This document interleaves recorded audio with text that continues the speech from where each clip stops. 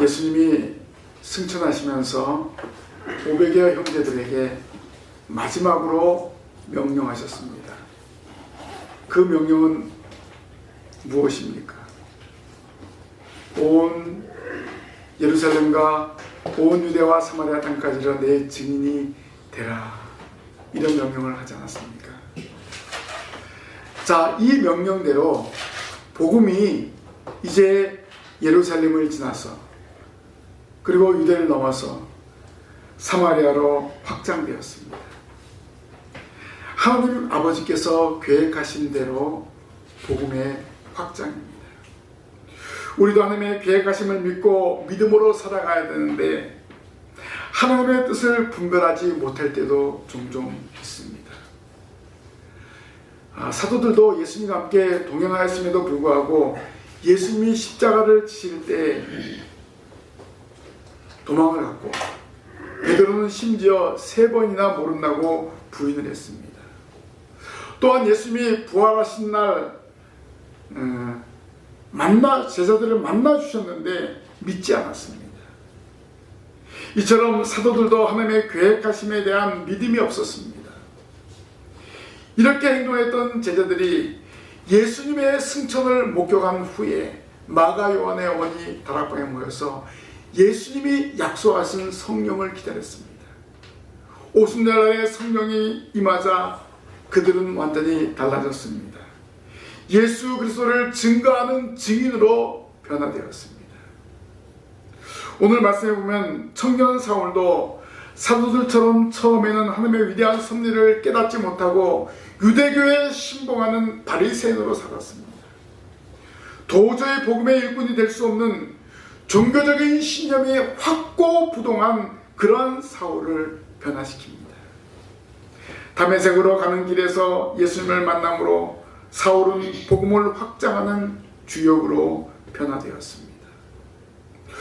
우리는 지난주에 이어서 계속해서 복음의 확장을 말씀을 통해서 은혜를 나누기를 원합니다. 첫 번째로 복음의 확장은 유대인의 반역자인 사울을 통해서 확장을 예고하였습니다. 사울이 누굽니까?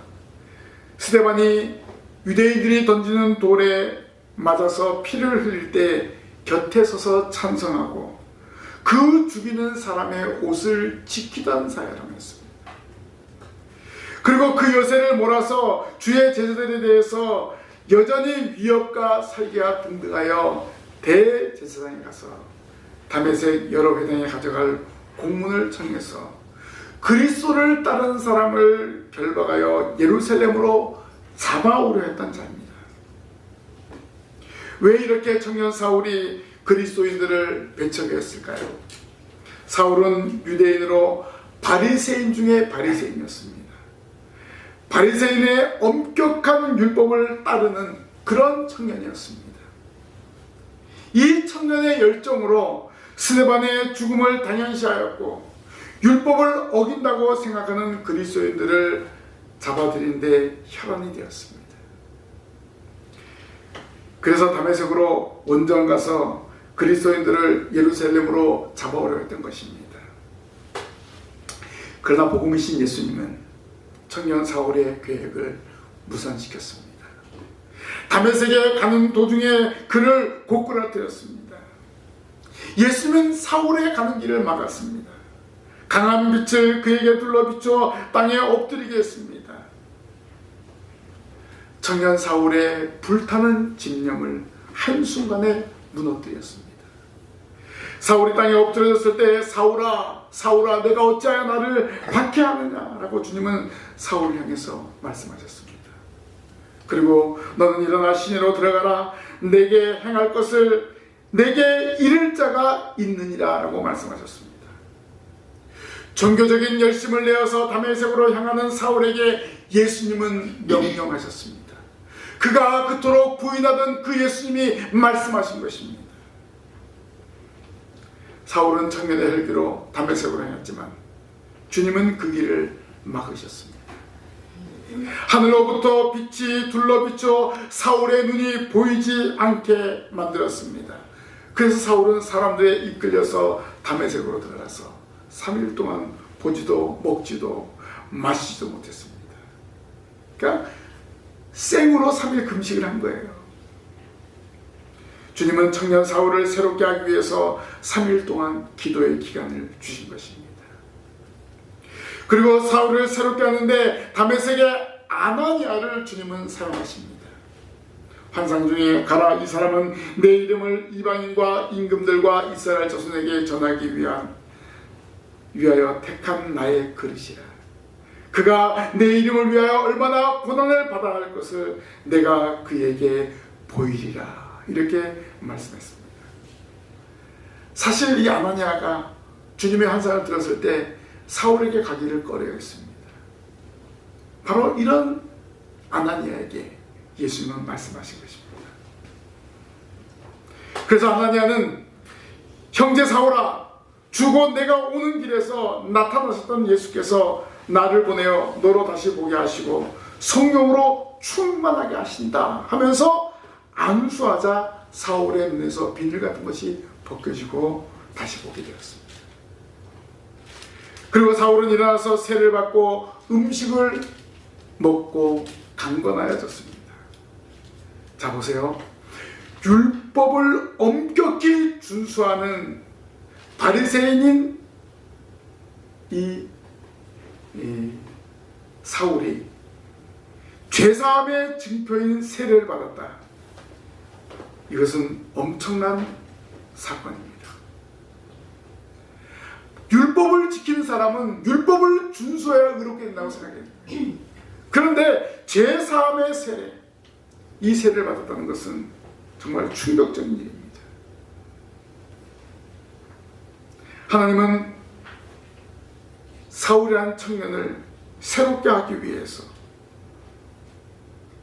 3일 동안 금식하게 하고 그리고 세례를 베풀게 한 것을 알 수가 있습니다. 그러고 난 다음에 사울이 변화가 됐어요. 다메섹 각 회당에서 예수가 하나님의 아들이심을 전파했습니다. 듣는 사람들이 사울의 말에 다 놀랐습니다. 이미 사울이 이 다메섹에 온 목적을 알고 있었기 때문에 그렇습니다. 그것은 뭡니까? 예수 이름을 부르는 자를 대제사장으로 끌고 가려는 것을 알고 있었습니다. 그런데 사울이 오히려 더 힘을 얻어 예수를 그리스도와 증언하고 있었던 거예요. 얼마나 놀라운 일입니까? 유대교를 신봉하는 바리새인 사울이 배신하였기 때문에, 바로 유대교를 배신하였기 때문에 유대인들이 그렇게 미워하는 예수, 그렇게 듣기 싫어하는 그리스도라는 말을 이 사울이 다메섹 각 회당에서 전하게 되었습니다. 사울이 유대교를 배신한 것이 알려지는 것은 시간 문제였습니다. 그래서 사울은 잠시 준비기간이 필요하다는 것을 느끼고 아라비아 사막에 가서 3년간 깊은 기도와 영적 충전의 시간을 가진 후에 다메섹에 돌아와서 더 큰 확신으로 복음을 증거했습니다. 자, 그런데 사울의 사정이 이전과는 역전현상이 일어났습니다. 이제는 다메섹에 있는 유대인들이 사울을 죽이기를 공모하게 되었습니다. 원래 사울이 다메섹에 있는 그리스도인들을 잡아가려고 다메섹에 갔는데 이제는 바뀌었어요. 유대인들이 오히려 사울을 죽이기를 공모하고 있었던 것입니다. 왜냐하면 유대교를 신봉하던 바리새인인 사울이 예수가 하나님의 아들이요, 예수가 그리스도라는 사실을 증거했기 때문에 이것은 유대교에 대한 배교다, 이렇게 판단해서 사울을 죽이려고 밤낮으로 성문까지 지키고 있었습니다. 여기 성문까지 지키고 있다는 것은 오늘날로 말한다면 공권력을 동원해서 치밀하게 조직적으로 사울을 잡으려고 했던 것입니다. 회심하기 이전에 이 사울이 대제사장에게 공문을 받아 다메섹에 있는 그리스도를 잡으려는 것과 같은 그런 맥락이었습니다. 결국 사울은 제자들에 의해서 밤에 강주리로 성벽을 통해서 탈출했습니다. 예수님은 복음의 확장을 위해서 사울을 다메섹에서 탈출시키신 것입니다. 사울을 더 넓은 세계로 보내기 위해서였습니다. 아나니아에게 말씀하신 대로 이방인과 임금들과 이스라엘 자손에게 전하기 위하여 극적으로 밤에 강주리로 달아내려서 탈출을 시켰습니다. 주님의 복음 확장을 위해서 사울을 다메섹에서 빼내었습니다. 다메섹이라는 울타리를 벗어나서 복음의 확장을 위해서 나아갈 것을 예고하는 그러한 사건이었습니다. 그러면 이 사울이 다메섹에서 탈출해서 간 곳은 어디였습니까? 바로 예루살렘이었습니다. 복음의 확장을 위해서 사울이 찾은 곳은 사도들과 교제하기 위해서 복음의 본고장인 예루살렘을 찾아간 것입니다. 그래서 두 번째 복음의 확장은 사울이 사도들과 교제로 복음의 확장의 발판을 놓았습니다. 사울도 뭔가 의지하는 부분이 있어야 되지 않겠습니까? 누군가에 의해서 자기를 인정하고 공인해주는 사람이 필요했다는 거예요. 그래서 예루살렘에 바로 사도들을 찾은 것입니다. 예루살렘은 성령의 임재를 체험한 제자들과 성도들이 중심으로 교회가 세워졌고 부흥이 일어난 곳입니다. 스데반의 순교로 성도들은 흩어졌지만 여전히 주님의 제자들은 남아있었습니다. 사울은 이제 다른 신분으로 예루살렘의 제자들과 교제하기 위해서 왔습니다. 이전에 유대교에 열심히 있었던 사두개인이 아닌 예수님으로부터 이방인의 사도로 부름받은 일꾼으로 예루살렘에 왔습니다. 복음의 증인되기 위해서는 예수님의 제자들에게 예수님의 행적과 또 예수님에 관한 자세한 이야기를 듣고자 했던 것입니다. 또 하나는 사람들이 지금까지 이 사울에 대해서는 예수 그리스도를 믿는 사람을 핍박하는 사람이 아니냐, 스데반을 죽이는데 앞장섰던 사람이 아니냐, 이렇게 인식하고 있었기 때문에 사도들에게 뭔가 새로운 모습을 보여주고 싶었고, 그 사도들을 통해서 이 사울이라는 청년을 다시 한번 알리도록 하기 위한 것이었습니다. 그래서 사도들과 교제하기 위해서 예루살렘에 온 것입니다. 그런데 예루살렘에 도착한 사울은 자기의 생각과 완전히 달랐습니다. 26절 말씀에 사울이 예루살렘에 가서 제자들을 사귀고자 하나 다 두려워하여 그가 제자됨을 믿지 아니하니라고 했습니다. 예루살렘의 제자들은, 예루살렘에 있는 성도들은 저 사울이라는 청년이 어떻게 변화되는지 우리가 어떻게 알 수 있느냐, 저렇게 변화되었다 하면서 예수 믿는 사람들 한다두씩 끌어내서 잡아가려고 그러지 않은가, 이런 의심을 가지고 있었던 것입니다. 그래서 하나님은 때를 따라 준비된 일꾼을 통해서 역사하시는 일이 또 일어납니다. 사울이 다메섹에 들어갔을 때 아나니아의 안수로 눈을 뜨게 했고 세례를 받았고 성령으로 충만하게 되었잖아요. 이제는 예루살렘에서 사울을 위해 준비된 일꾼이었습니다. 누구였을까요? 바로 예루살렘의 제자들이 사울을 믿지 않고 두려워하고 있었을 때 그를 설득한 사람은 바로 바나바입니다. 27절 말씀 보니까 바나바가 데리고 사도들에게 가서 그가 길에서 어떻게 주를 보았는지와 주께서 그에게 말씀하신 일과 다메섹에서 그가 어떻게 예수의 이름으로 담대히 말하는지를 전하니라 라고 했습니다. 예루살렘 교회에서 바나바는 어떤 사람이었습니까? 자기 소유를 팔아서 연보하였고 성령과 믿음이 충만한 신실한 일꾼이었습니다. 바울은 바나바로 인해서 과거의 행적을 사도들에게 깨끗이 지우게 되었습니다. 바나바는 사울이 주님으로부터 받은 사명과 다메섹에서 복음을 전한 사실을 정확하게 사도들에게 말했습니다. 자, 사울이 이야기하는 것보다 이 바나바가 이야기하는 것이 훨씬 더 효과가 있었습니다. 바리새인이 예수의 이름을 담대히 말하는 것을 무엇을 의미합니까? 완전한 회심의 증거입니다. 사울이 그리스도인들을 잡으려 했던 이유가 무엇입니까? 바로 예수가 하나님의 아들이고 그리스도라는 것을 전하고 믿었기 때문에 예수를 증거한 사람, 예수 믿는 사람을 잡아 가두었던 것입니다. 미워했던 것입니다. 왜냐하면 이런 행위가 바로 하나님을 모독하는 율법을 어기는 것이기 때문에 그렇습니다.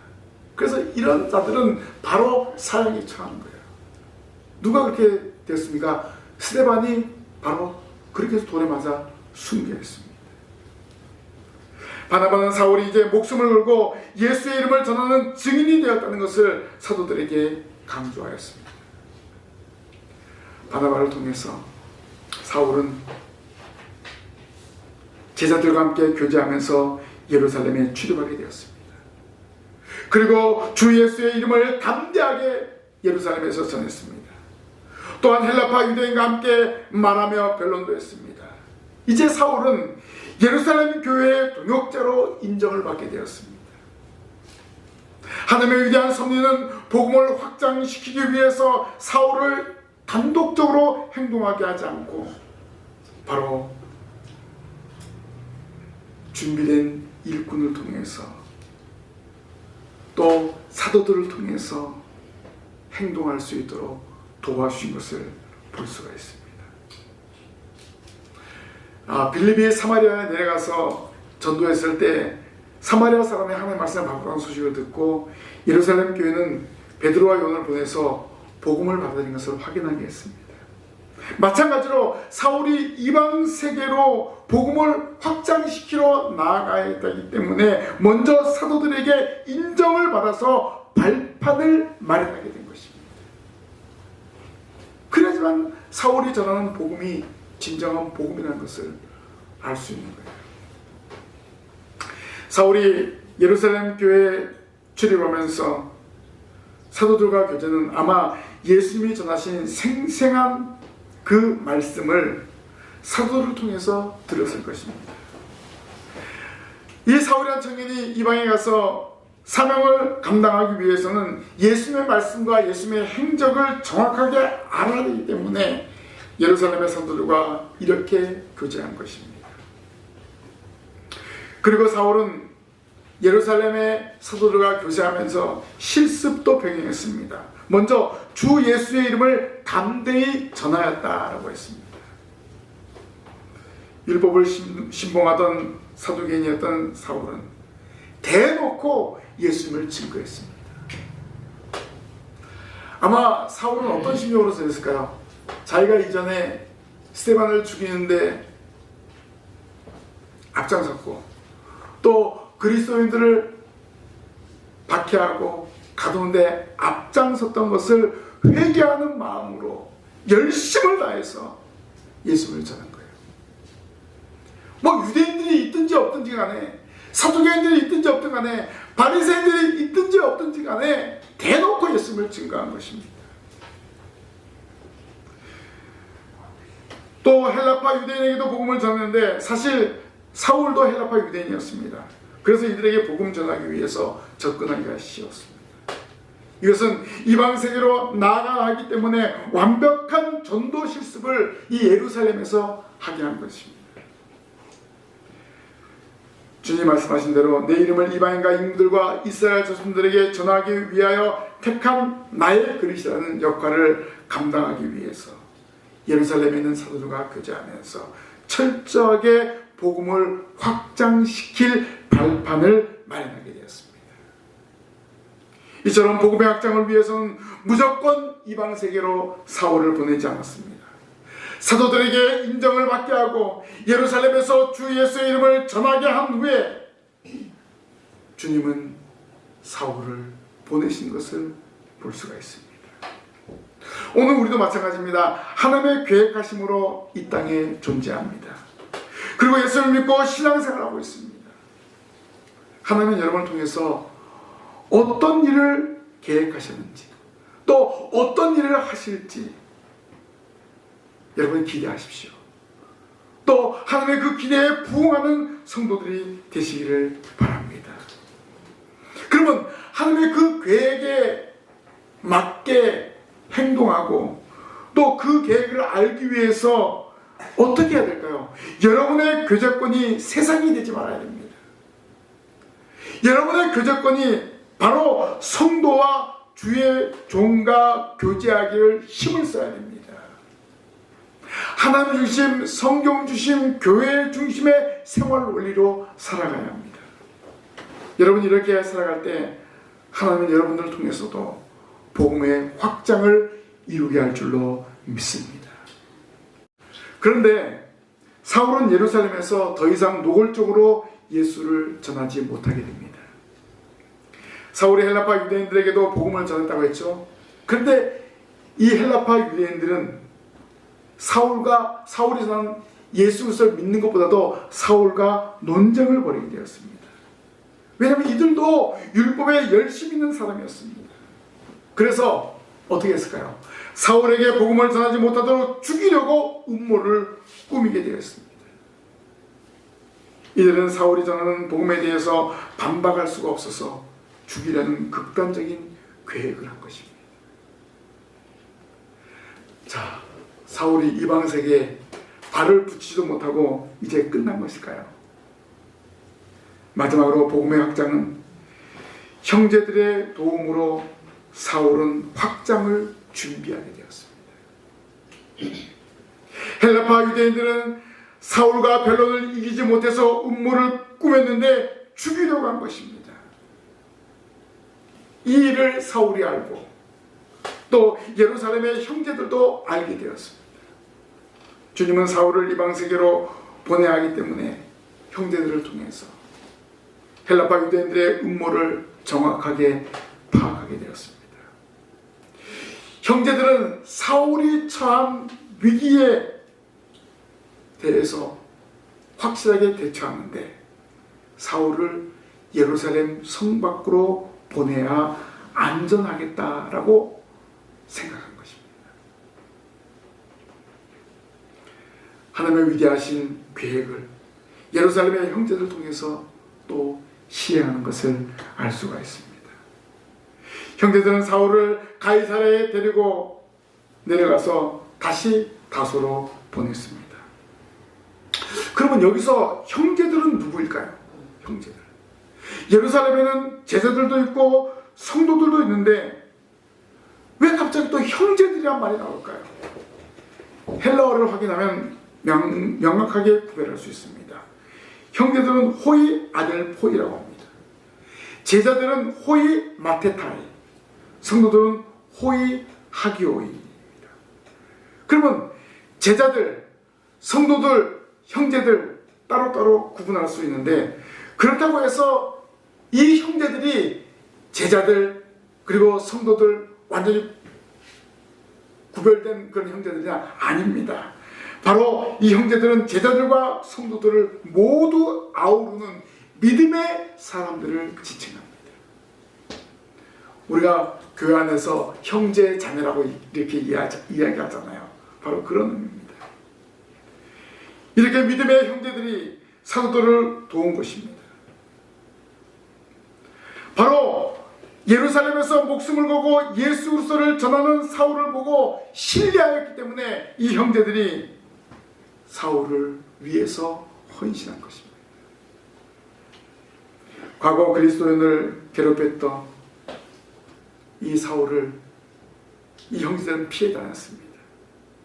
그런데 이제는 예수 그리스도의 이름을 증거하는 같은 형제임을 인식한 거예요. 이 형제들은 바나바가 사울에 대해서 전하는 말을 들었기 때문에 예루살렘에 더 이상 머물러서는 안 될 것을 인지하고 사울을 가이사를 거쳐 가장 안전한 고향인 다소로 데리고 왔습니다. 이렇게 해서 사울은 가이사를 경유해서 바로 자기의 고향 다소에 가게 되었습니다. 이 다소는 소아시아 길리기아의 수도였습니다. 로마 제국이 관할하는 지역입니다. 그렇기 때문에 유대인의 손길이 미칠 수가 없었던 것입니다. 자, 이렇게 먼 곳까지 형제들이 데리고 온 것은 복음의 확장을 위한 성령의 인도하심이었습니다. 사울이 제3차 전도여행을 마치고 사람들의 만류에도 불구하고 예루살렘에 올라왔는데 그만 유대인들에게 체포를 당하고 말았습니다. 그때 다메섹에서 예루살렘으로 왔을 때 성전에서 기도할 때 환상 중에 어떤 말씀이 있었냐면은 주께서 내게 말씀하시되 속히 예루살렘에서 나가라. 그들은 내가 내게 대하여 증언하는 말을 듣지 아니하리라.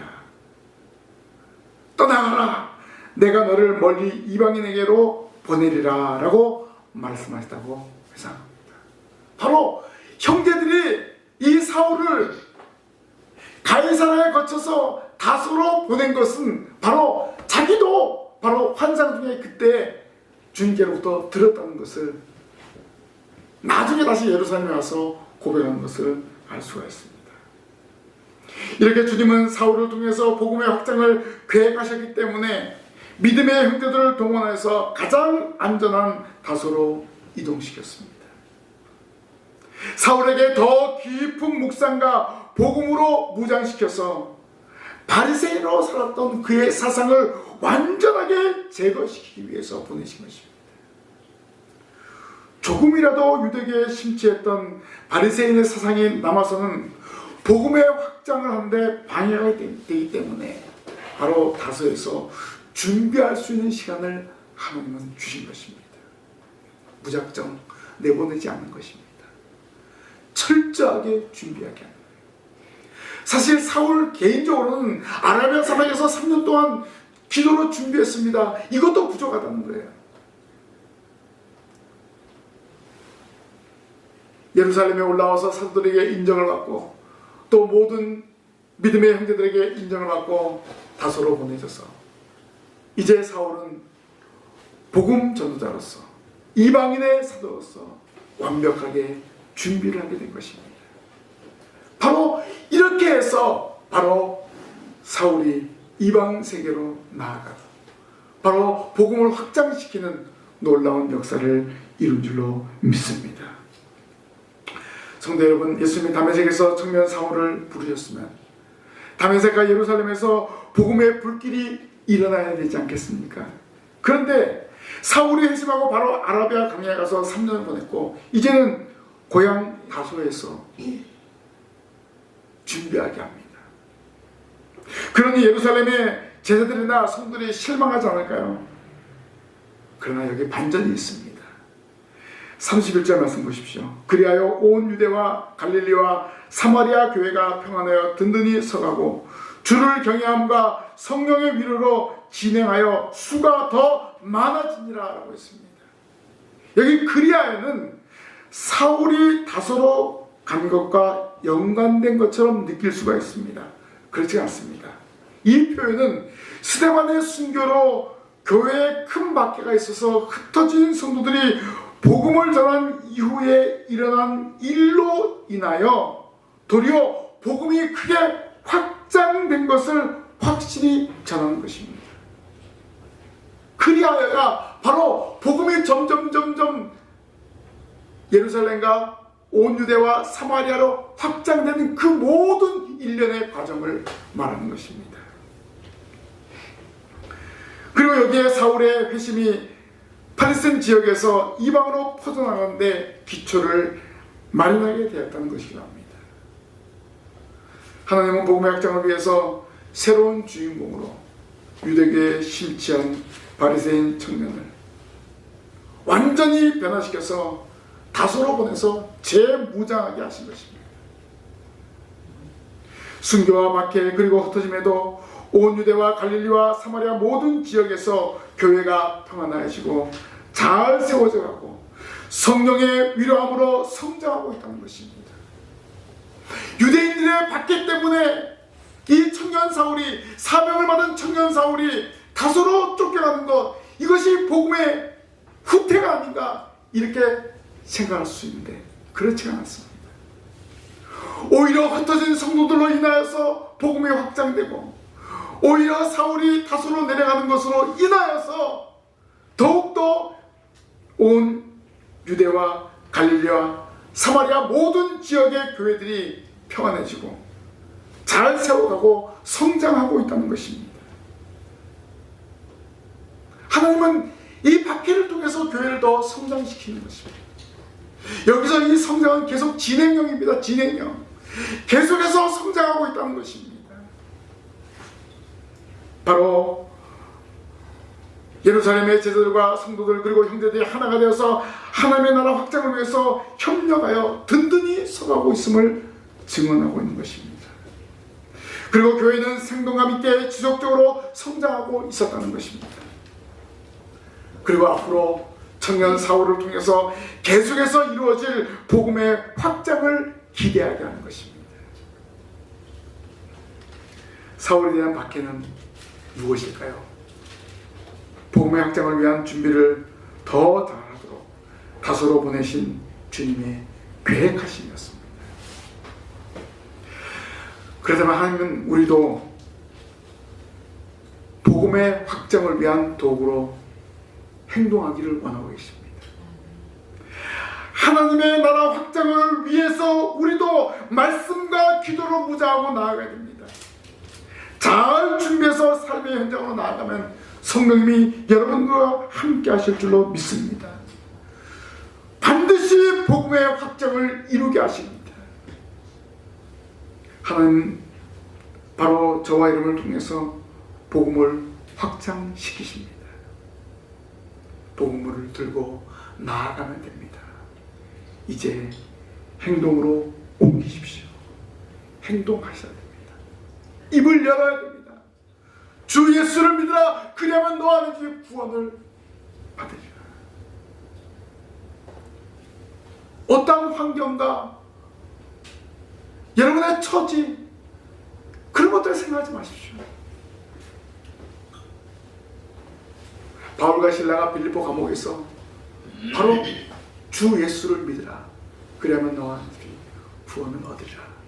이렇게 선포하지 않았습니까? 감옥이라는 극한 상황에서도 주님을 증거하는 증인의 삶을 살아갔습니다. 오늘 저와 여러분의 삶이 바로 이러한 삶이 되어야 됩니다. 복음의 확장을 위해서 주님은 저와 여러분을 부르셨습니다. 이 부르심에 합당하게 행동하며 나아가는 이 자리에 참여한 신실한 성도들이 되시기를 주님의 이름으로 간절히 부탁을 드립니다. 기도하겠습니다. 하나님 아버지, 저희들 한 사람 한 사람 이 시대의 복음의 일꾼으로 불러주셨음을 믿습니다. 하나님은 청년 사울을 부르시고 그를 예루살렘의 사도들과 교제하게 하고 그리고 형제들을 통해서 고향 다소로 보내서 철저하게 준비시켜서 이방인의 사도로 나아가게 하셨습니다. 하나님은 철저하게 준비하고 철저하게 기도하는 한 사람 한 사람을 사용하신 줄 믿습니다. 저희들 잘 준비해서 행동하는 신실한 일꾼 되게 하여 주옵소서. 저희들의 행동을 통해서 저희들의 복음 전파를 통해서 많은 영혼들이 신광교회당으로 몰려오는 역사를 이루게 하여 주옵소서. 주님 저희들을 사용하여 주실 줄 믿사옵고 예수님 이름으로 기도하옵나이다. 아멘.